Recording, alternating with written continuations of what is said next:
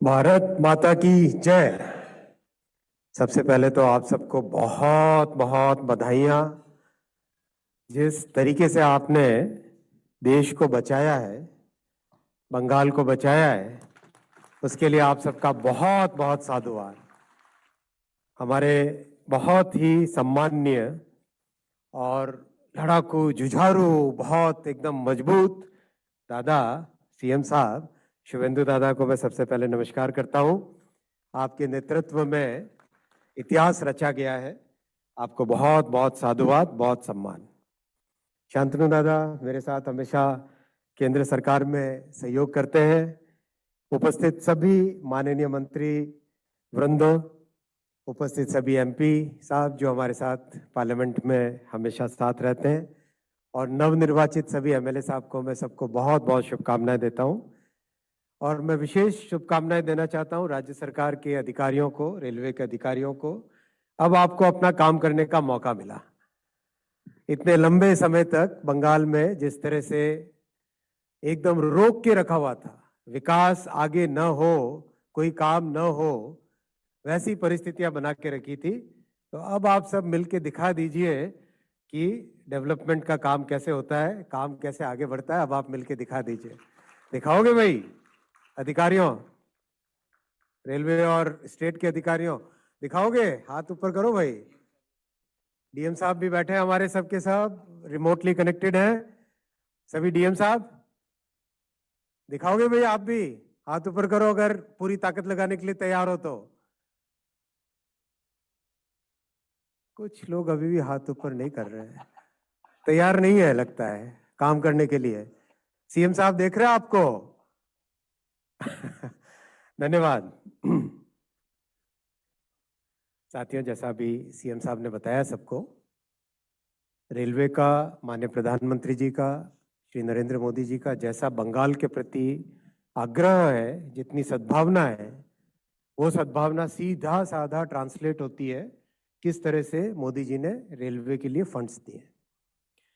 UPA सरकार, जिसमें पूर्वतन मुख्यमंत्री एक अच्छा रोल अदा करती थी अपना, वो सरकार के समय भी मात्र 4,000 करोड़ रुपए रेलवे को मिलते थे बंगाल के लिए, मात्र 4,000 करोड़।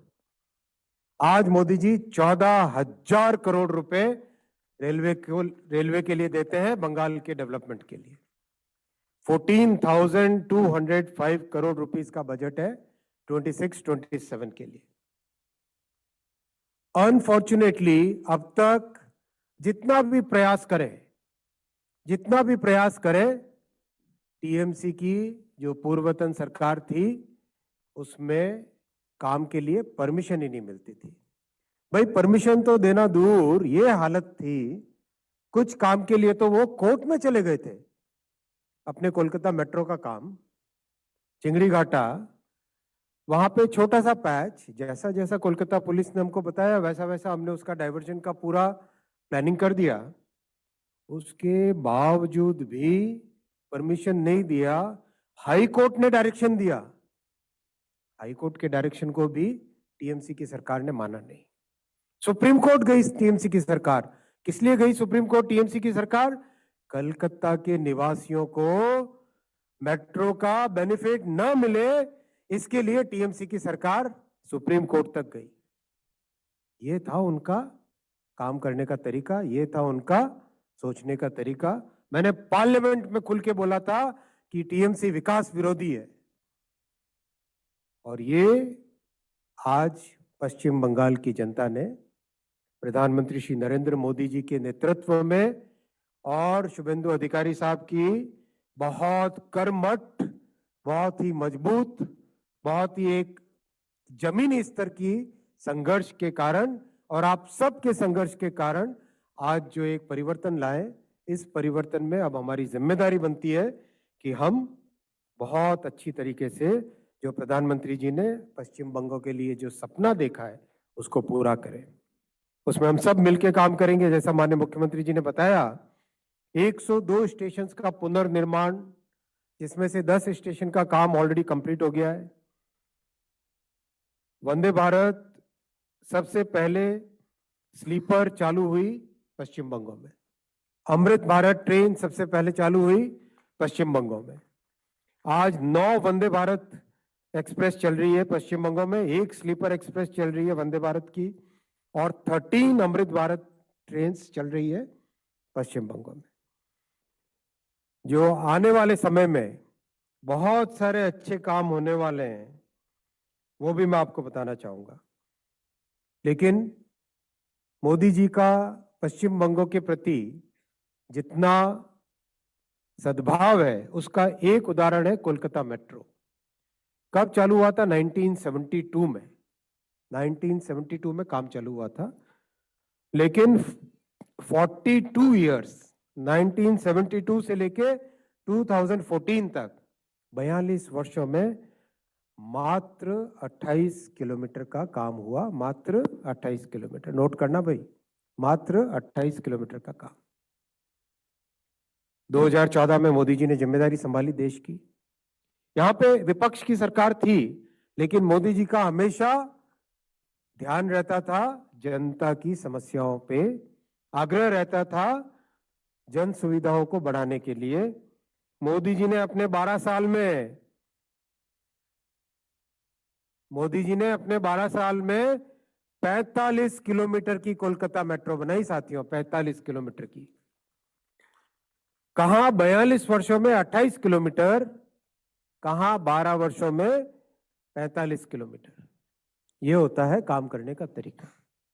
और अब पश्चिम बंगाल के लिए बुलेट ट्रेन का मोदी जी ने संकल्प लिया है, जो दिल्ली, लखनऊ, वाराणसी, पटना होते हुए सिलीगुड़ी को कनेक्ट करेगी। बुलेट ट्रेन का संकल्प लिया है, दिल्ली, लखनऊ, वाराणसी, पटना होते हुए सिलीगुड़ी को कनेक्ट करेगी। दिल्ली से सिलीगुड़ी 6 घंटे में आप बुलेट ट्रेन में आराम से बैठ के पहुंच जाओगे। ये आने वाले समय में करके दिखाएंगे। बहुत तेजी से काम करेंगे। सीएम साहब का इतना आग्रह है, इतना सहयोग है। जब आपको मैंने शुभकामना देने के लिए फोन किया, तो सीएम साहब ने अपनी तरफ से बोला कि अश्विनी दादा, अब जो अपने को रेलवे के डेवलपमेंट के लिए सहयोग चाहिएगा, मैं आगे बढ़ के आपके लिए काम करूंगा। मैं आगे बढ़ के बंगाल की जनता के लिए काम करूंगा। दादा, आपको बहुत बहुत धन्यवाद। बहुत बहुत धन्यवाद आपको। आपने जिस तरीके से सहयोग देने का प्रॉमिस किया है, मुझे पूरा विश्वास है वो सहयोग तुरंत ट्रांसलेट भी हो गया। एनओसी जैसी चीज, कागज की चीज, पेपर पे एनओसी देना है, वो रोक के रखा हुआ था, वो सब मिल गया। लैंड एक्विजिशन की प्रॉब्लम सॉल्व होने लगी। आगे आने वाले समय में तेजी से काम करेंगे सब मिलके। और एक और नया, 2 और नई चीजें मैं आपको जानकारी देना चाहूंगा। दादा, कोलकाता मेट्रो के लिए सीएम साहब अपन 60 नई नेक्स्ट जनरेशन की ट्रेन्स इंट्रोड्यूस करेंगे। 60 new trains of new generation, next generation, 60 नई ट्रेन्स इंट्रोड्यूस करेंगे नेक्स्ट 5 इयर्स में। 5 साल के अंदर 60 नई ट्रेन्स इंट्रोड्यूस करेंगे। मैं अभी कोलकाता मेट्रो में बैठ के आया, काफी बड़ा बदलाव इसमें लेके आएंगे, जो कि कोलकाता शहर और आसपास के सभी क्षेत्रों के लिए बहुत बड़ा बेनिफिट मिलेगा। और तीसरा जो इस बजट में अनाउंस हुआ था, ईस्ट से वेस्ट का डेडिकेटेड फ्रेट कॉरिडोर, जो कि दांकुनी से स्टार्ट होके सूरत तक जाएगा, जिसका बहुत बेनिफिट मिलेगा छत्तीसगढ़, उड़ीसा, मध्य प्रदेश, सभी राज्यों को जोड़ने वाला एक डेडिकेटेड फ्रेट कॉरिडोर, जो अपने दांकुनी से स्टार्ट होगा, पश्चिम बंगाल से स्टार्ट होगा, जो कि बहुत आने वाले समय में यहाँ की इकोनॉमी को बेनिफिट पहुंचाएगा। पश्चिम बंगाल में रेलवे इलेक्ट्रिफिकेशन 100% कंप्लीट हो गया है। 100% कंप्लीट हो गया है।